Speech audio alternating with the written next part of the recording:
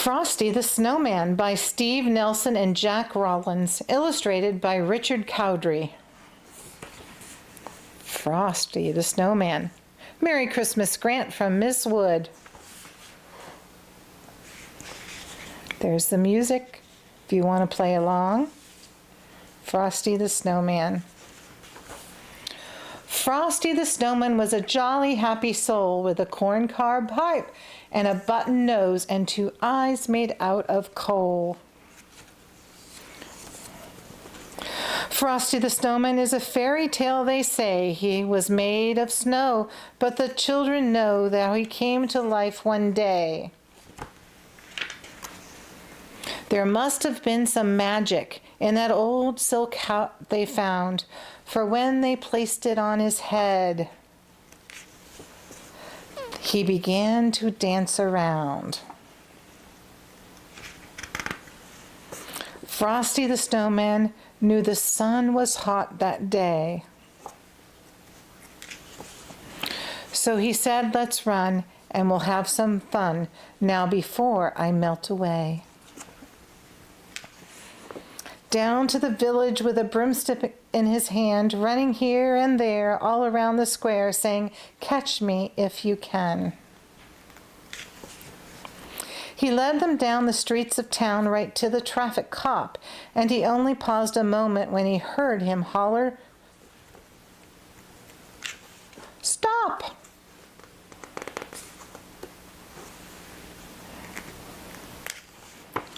For Frosty the Snowman had to hurry on his way, but he waved goodbye, saying, "Don't you cry, I'll come back again someday." Thumpity thump thump, thumpity thump thump, look at Frosty go. Thumpity thump thump, thumpity thumpity thump, over the hills of snow.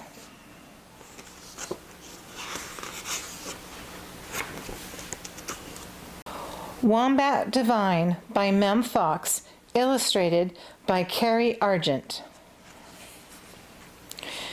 It was the week before Christmas. Wombat loved Christmas. He loved the carols and the candles, the presents and the pudding, but most of all he loved the nativity play.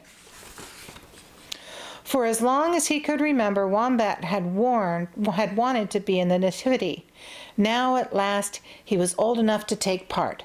So with his heart full of hope and his head full of dreams, he hurried along to the auditions.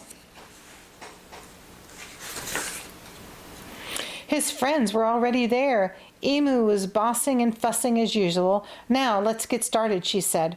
"Who'd like to be Archangel Gabriel?" "I would," said Wombat. But he was too heavy to be Archangel Gabriel.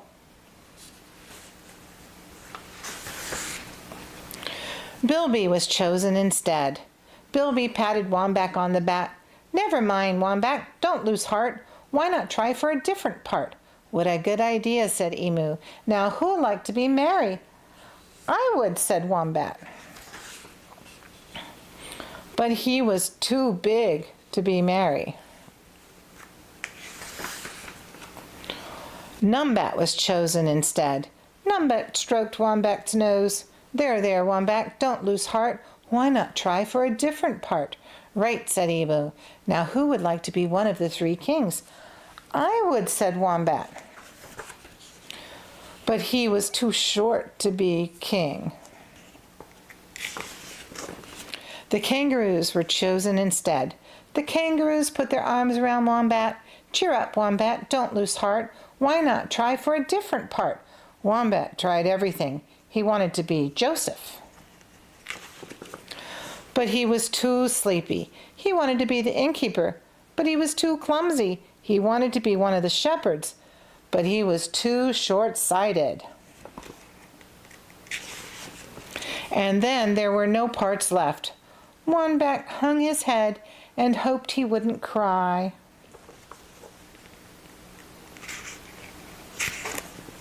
Suddenly, Bilby leaped into the air. "I know," he shouted. "He could be baby Jesus." "Could I?" asked Wombat. "Could I really?" "Of course you could," Wombat said. Emu, "fancy my forgetting such an important part. A nativity without baby Jesus is no nativity at all." Wombat was dizzy with pride. Christmas Eve arrived at last. Everyone was nervous except Wombat. He lay quiet and still throughout the whole performance. He even fell asleep, just as a real baby would. On Christmas Day, when everyone was opening presents and eating pudding, they all agreed it had been the best nativity ever. "You are divine, Wombat," said Emu. And Wombat beamed.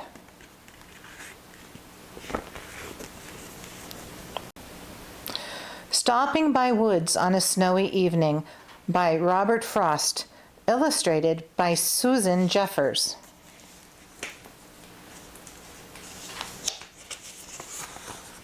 Stopping by Woods on a Snowy Evening.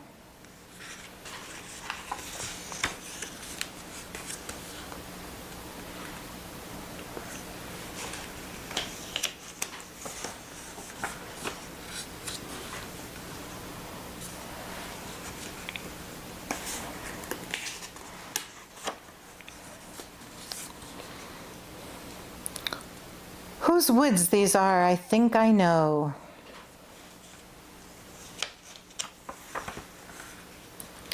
His house is in the village, though. He will not see me stopping here to watch his woods fill up with snow.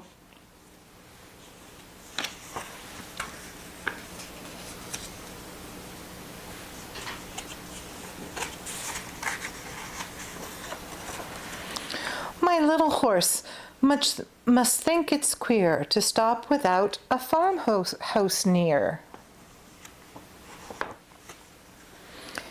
He gives his harness bells a shake to ask if there is some mistake.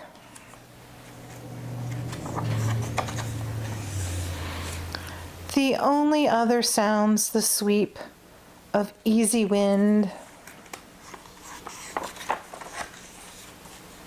and downy flake.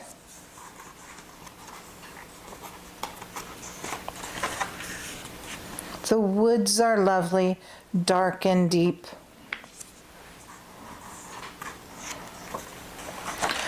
But I have promises to keep.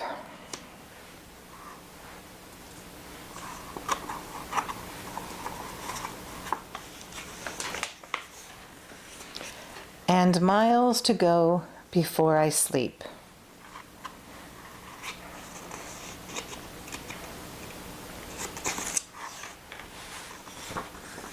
And miles to go before I sleep.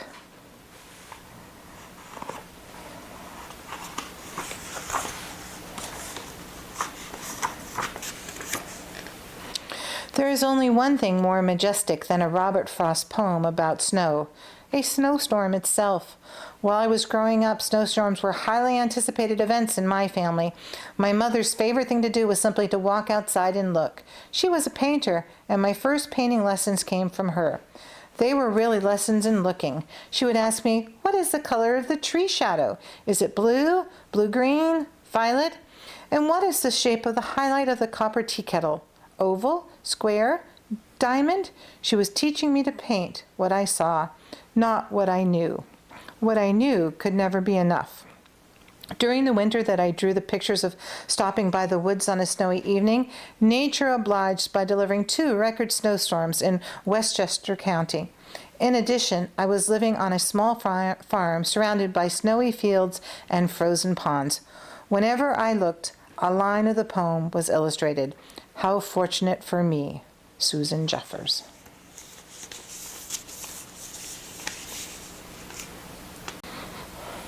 The Mouse That Jack Built by Cyndy Szekeres.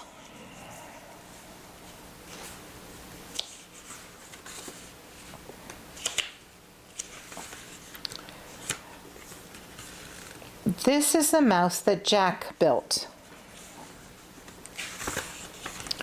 This is the raisin used for the nose on the face of the mouse that Jack built. These are the whiskers that wiggled and twitched, causing poor Jack to giggle and itch, put next to the raisin used for the nose on the face of the mouse that Jack built. Jack used his hat all ragged and worn, along with his scarf all tattered and torn. One sat on the head, one wrapped round the neck, brushed free of snowflakes every speck below the whiskers that wiggled and twitched, causing poor Jack to giggle and itch, put next to the raisin used for the nose on the face of the mouse that Jack built. Mama called him with a scold, "Jack, come home, your supper's cold." Now wear your hat, though it's ragged and worn. Put on this scarf, all tattered and torn. One had sat on the head, one had wrapped round the neck, brushed free of snowflakes every speck below the whiskers that wiggled and twitched, causing poor Jack to giggle and itch, put next to the raisin used for the nose on the face of the mouse that Jack built. This is Jack. He went home, ate his supper, and went to bed early the next day. Mama finished a new scarf and hat. She sent Jack out with a hug and a pat. And with his old hat all ragged and worn, and that old scarf all tattered and torn, to put back on the mouse that Jack built.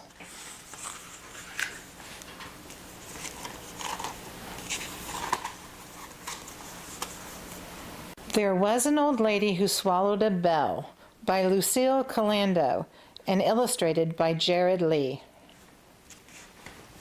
There was an old lady who swallowed a bell.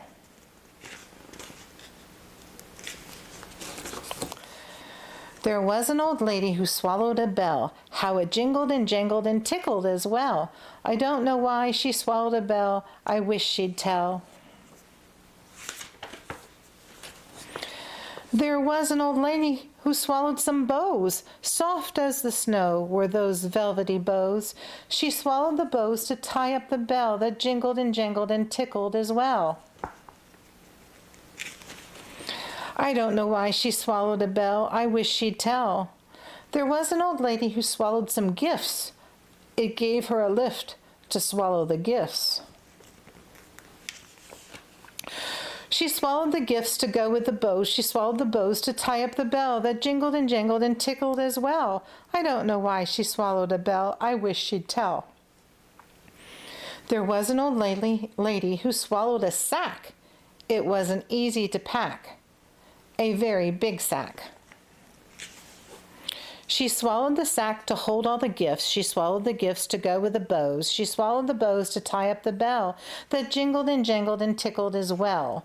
I don't know why she swallowed the bell. I wish she'd tell.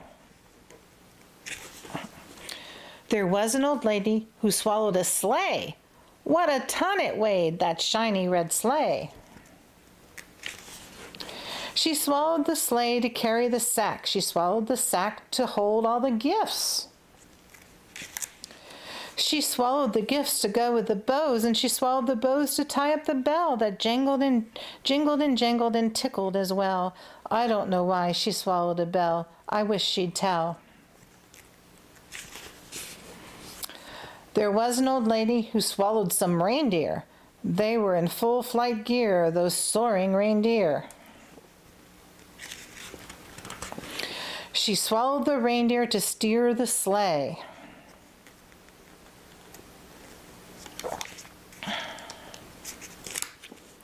She swallowed the sleigh to carry the sack. She swallowed the sack to hold all the gifts. She swallowed the gifts to go with the bows. She swallowed the bows to tie up the bell that jingled and jangled and tickled as well. I don't know why she swallowed a bell. I wish she'd tell. Then the old lady needed a treat. She thought a candy cane would be very sweet. But when she heard a jolly ho, ho, ho, she knew it was time for her to go. So she whistled loudly, and soon by her side was Santa Claus waiting for a ride. Happy holidays to all.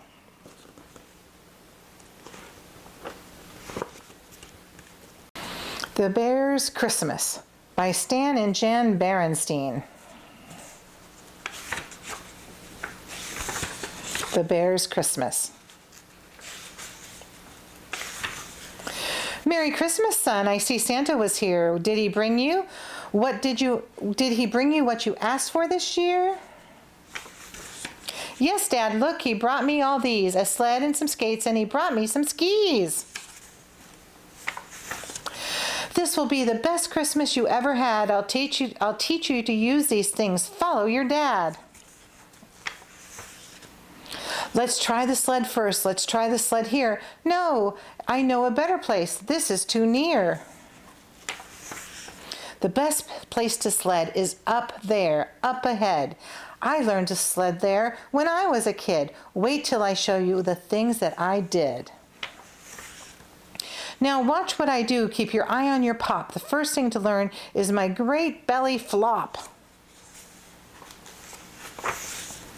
First, I hold the sled high, then I start to run, then I flop on my belly. That's how it is done. Wow, that's really something, Pop. Is that the way to belly flop? Thank you, Dad, for showing me how. Give me my sled and I'll belly flop now. Not now, my son. It's getting late. I still have to teach you to ski and to skate. My friends used to call me the Great Skating Bear, and I'll show you why on that ice down there.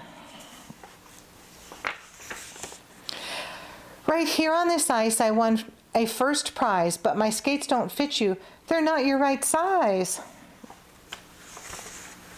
I won the first prize for my great figure 8, and here's how I did it on only one skate. See, half of my great figure 8 is all done. Now comes the second half. Watch me, my son.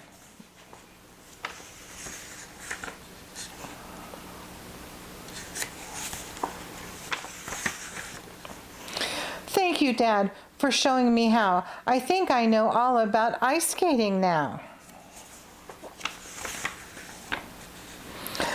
There's a place over here where you can sit. You can warm up and I'll practice a bit.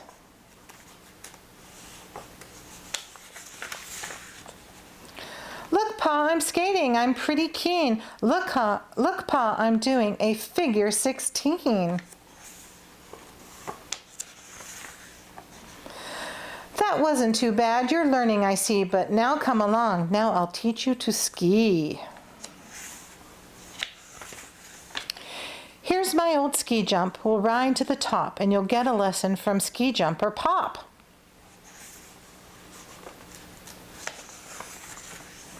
When you first put on skis, be careful, don't slip, and watch where you're going. Be sure you don't trip.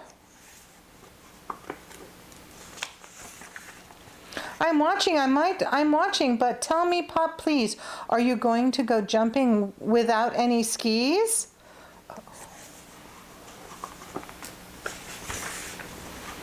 Don't ask silly questions. Just do as I say. Just follow me down and I'll show you the way.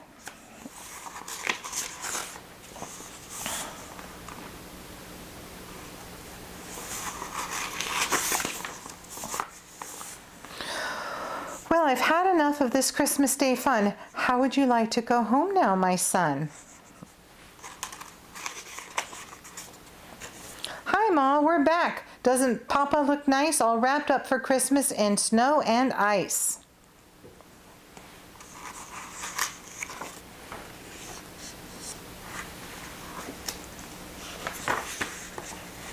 Thank you, Dad. Thank you. Your lessons were great. I learned how to ski, how to sled, and how to skate.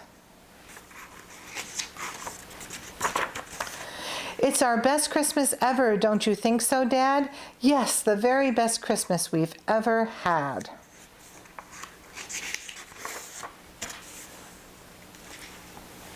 The Christmas Crocodile by Bonny Becker, illustrated by David Small. The Christmas Crocodile.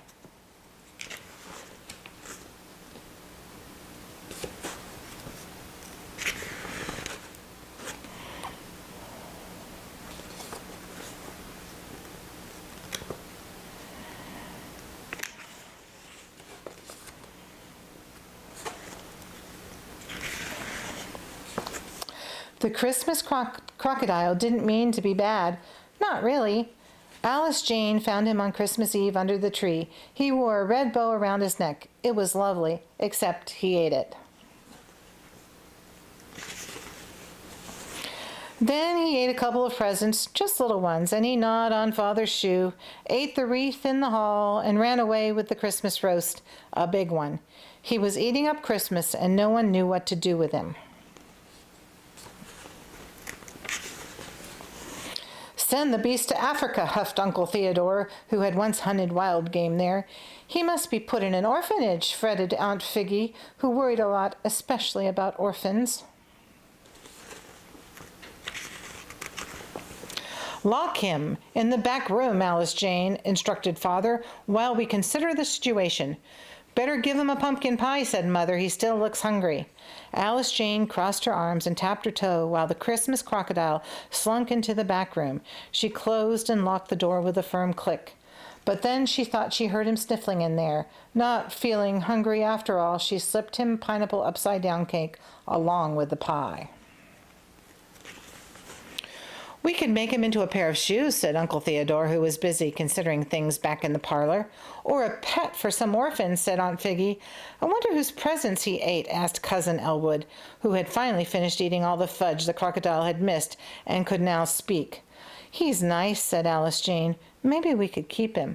Unheard of, protested Aunt Figgy. But it's Christmas, said Alice Jane. Irrelevant, harumphed Uncle Theodore. He's just a little hungry, that's all, said Alice Jane. Perhaps the zoo would take him, said Father worriedly. He needs a real home, cried Alice Jane.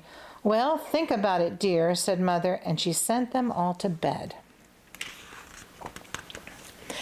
The Christmas crocodile didn't mean to be bad, not really, but in the middle of the night he ate through the back room door, swallowed 29 crumpets on the kitchen counter, a box of pralines, 1 fruitcake, 5 golden oranges, and left the stove-top burner and a plate of ginger star cookies. They were for Santa. Then he crept upstairs. One door was open just a bit. He nuzzled it open a bit more. Inside he found a tasty talcum powder, a feather boa that tickled his tongue, and a swig of perfume. Just right. Then he found 10 pink toes. He sniffed them. He licked them. Yum. And he took a teeny, tiny bite. Ah! Aunt Figgy's scream shivered cobwebs in the attic and made the dust dance on a bottle of wine in the cellar. I'll save you, roared Uncle Theodore, waking with a start from a dream about cannibals. Run for your lives, shrieked Cousin Elwood. There's blood, gasped Aunt Figgy, pointing to a pinprick of red on her little toe. Where is he? Sighed Mother. The Christmas crocodile didn't mean to be bad. Not really. They found him hiding under Alice Jane's bed. He tried to wag his tail in a friendly fashion, but it was too cramped. Into the cellar with him, commanded Father. The Christmas crocodile scooted sadly down the stairs to the basement. He shivered in the cold, but Alice Jane crossed her arms and tapped her toe. She closed and locked the door with a firm click. She went back to bed and lay under her warm blanket. She swallowed a lump in her throat. Somehow it didn't feel like the night before Christmas anymore. She slipped out of bed, her blanket held close, and crept quietly down the stairs to the basement. She wrapped the crocodile snugly, tucking her blanket under his chin. She found an old candy cane covered with lint in her bathrobe pocket. She broke it in two. One for me and one for you, she whispered. The Christmas crocodile gulped happily and closed his eyes.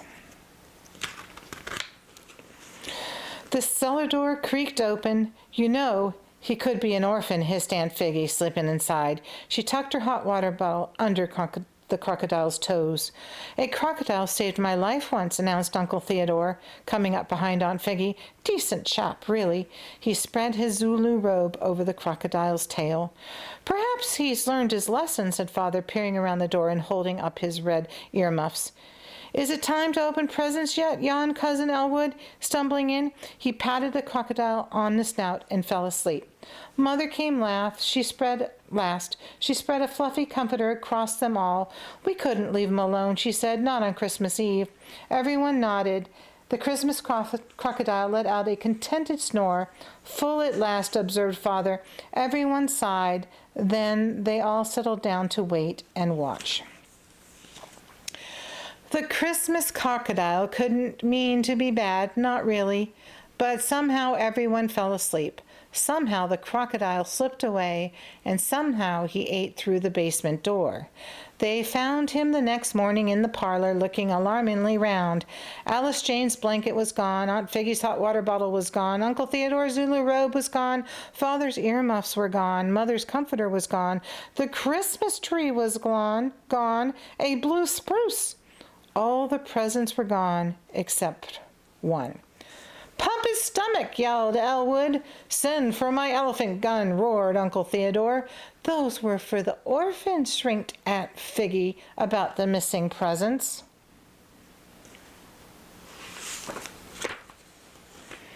"What's that?" Alice Jane, pointing at the small remaining present. "If he didn't want it, it must be bad," Cousin Elwood announced. "Quite so," agreed Uncle Theodore. Aunt Figgy nodded. "I'll open it," said Alice Jane, and she quickly tore off the ribbon. "It's from Uncle Carbuncle!" cried Cousin Elwood. "Good old Carbuncle!" shouted Uncle Theodore. "Carbuncle at last!" breathed Aunt Figgy. "But we haven't got an Uncle Carbuncle," protested Alice Jane. Since she was right, no one knew what to say, but Alice Jane knew it meant that the Christmas crocodile had been delivered to the wrong address, and sure enough, the doorbell rang. At the door were two delivery men. "Take him away," Father said firmly. The two men hoisted up the crocodile and staggered down the snowy steps to the waiting van. "Goodbye," said Alice Jane sadly. The Christmas crocodile snuffled. One great crocodile tear ran down his snout, but then he saw the sign on the delivery van. "Carbuncle, Vegetarian, Cafe, and Reptilian Petting Zoo. All you can eat."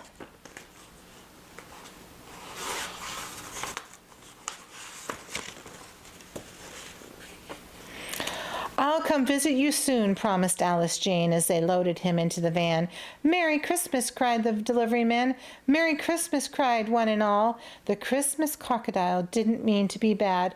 Not really. He waved his tail farewell, but as the van rounded the corner, it did look like a delivery man's cap in his jaws. "Well," sighed Mother, "peace at last."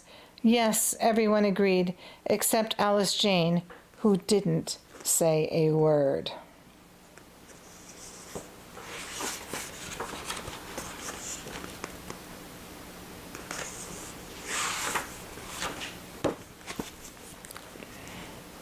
Snowmen at Christmas by Carolyn Buehner. Pictures by Mark Boehner. Snowmen at Christmas. One Christmas Eve I made a snowman, very fat and jolly. I dressed him up in red and green and trimmed his hat with holly. I saw his arms were trembling as if he couldn't wait. It made me start to wonder, how do snowmen celebrate? I think that while I'm snug in bed, dreaming of Christmas treats, the merry snowmen slip away and hurry through the streets. They glide down snowy avenues with lamp lights all aglow, the sleeping city blanketed with freshly fallen snow.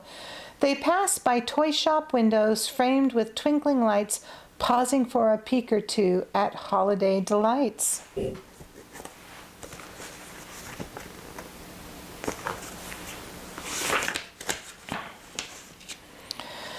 The jolly snowmen gather from everywhere around for a Christmas party in the center of town.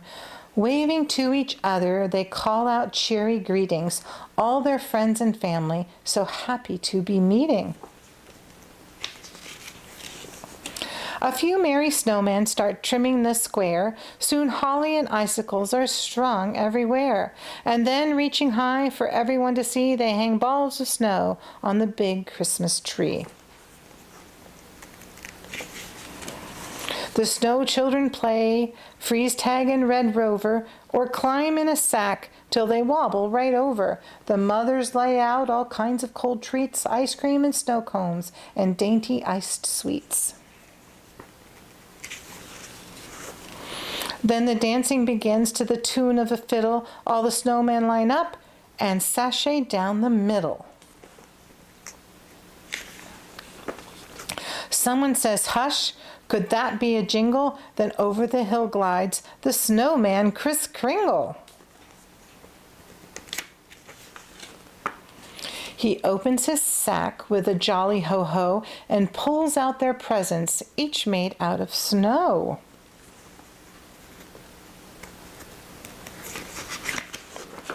Santa sips his cocoa, the reindeer romp and play, and then with a whistle, they're off on their way.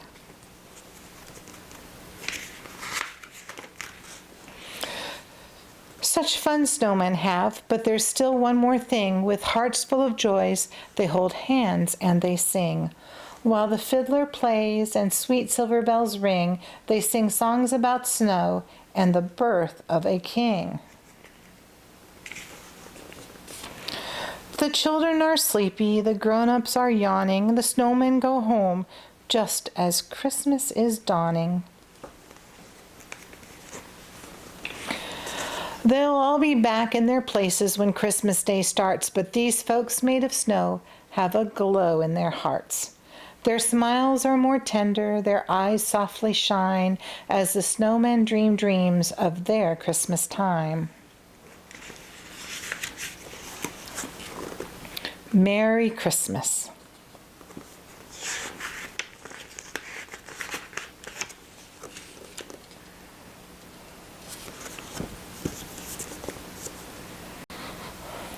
The Mouse That Jack Built by Cyndy Szekeres.